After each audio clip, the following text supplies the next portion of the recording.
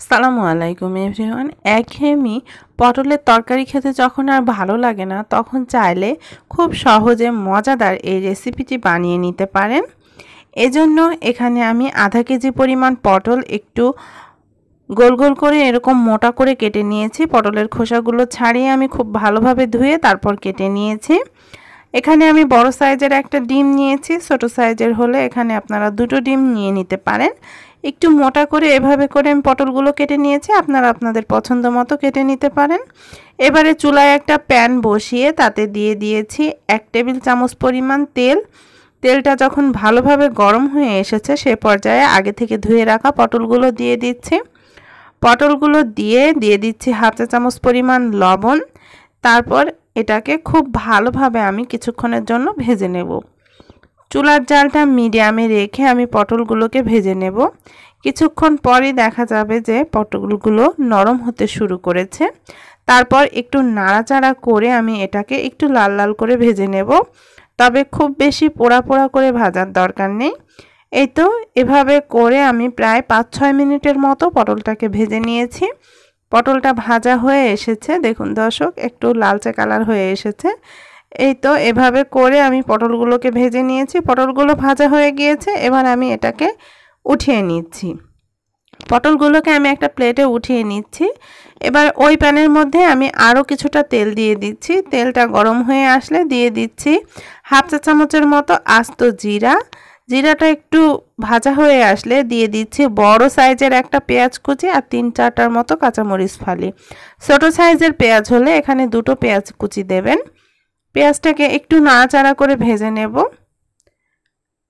পেঁয়াজটা যখন একটু নরম হয়ে আসবে সে পর্যায়ে স্বাদমতো কিছুটা লবণ দিয়ে দিচ্ছি। লবণটা দিয়েও পেঁয়াজটাকে আবারও কিছুক্ষণের জন্য ভেজে নেব। পেঁয়াজটা একটু ভাজা ভাজা হয়ে আসলে সে পর্যায়ে আমি এর মধ্যে দিয়ে দিচ্ছি হাফ চা চামচের মতো হলুদের গুঁড়া, সাথে দিয়ে দিচ্ছি হাফ চা চামচ পরিমাণ জিরার গুঁড়া। এবারে এখানে আমি একটা ছোট সাইজের টমেটো ব্লেন্ডারে খুব ভালোভাবে ব্লেন্ড করে নিয়েছি, সেটা দিয়ে দিচ্ছি। আপনারা চাইলে এখানে টমেটো কুচিটাও দিতে পারেন, আর যদি না চান তাহলে এটা টোটালি বাদ দিতে পারেন। একটু নাড়াচাড়া করে নিচ্ছি যেন মশলাটা পুড়ে না যায়। ঝালের জন্য এখানে আমি হাফ চা চামচ পরিমাণ মরিচের গুঁড়ো দিয়ে দিচ্ছি। ঝালটা যে যেমন খাবেন সে অনুযায়ী বাড়িয়ে বা কমিয়ে দিতে পারেন। এবারে দিয়ে দিচ্ছি 1 চা চামচ পরিমাণ রসুন বাটা, সাথে দিয়ে দিচ্ছি হাফ চা চামচ পরিমাণ আদা বাটা।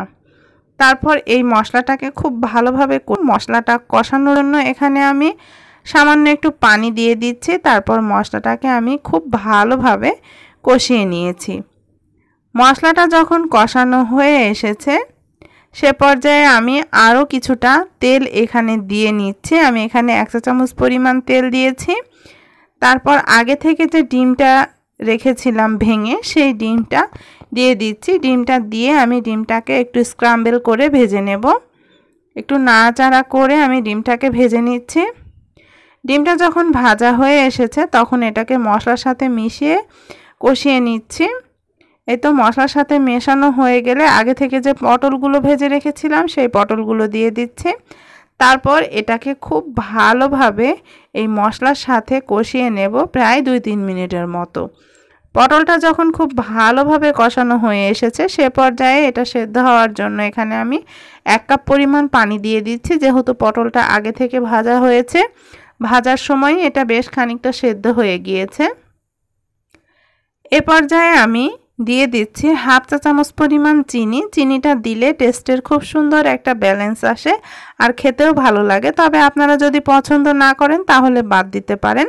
চুলার আঁচটা মিডিয়ামে রেখে এটাকে আমি 5-6 মিনিটের মতো রান্না করে নেব। 5-6 মিনিট পর এই তো এটা খুব সুন্দরভাবে রান্না হয়ে গিয়েছে, একেবারে তেলের ওপর উঠে এসেছে। এ পর্যায়ে দিয়ে দিচ্ছি সামান্য একটু গরম মশলা গুঁড়া আর দিয়ে দিচ্ছি হাফ চা চামচ পরিমাণ ভাজা জিরার গুঁড়া। খুব ভালোভাবে নেড়েচেড়ে মিশিয়ে নিচ্ছি। তারপর এটাকে আমি চুলা থেকে নামিয়ে পরিবেশন করে নিচ্ছি। এই তো দর্শক, ভীষণ মজাদার পটলের এই রেসিপিটা আপনারা সাদা ভাত, রুটি, পরোটা যে কোনো কিছুর সাথে পরিবেশন করতে পারেন। খেতে অসম্ভব মজার হয়ে থাকে। একবার হলে বাসায় এই নতুন ধরনের এই রেসিপিটা ট্রাই করে দেখতে পারেন। আশা করছি সবার ভালো লাগবে। সবাই ভালো থাকবেন, সুস্থ থাকবেন। সবাইকে আল্লাহ হাফেজ।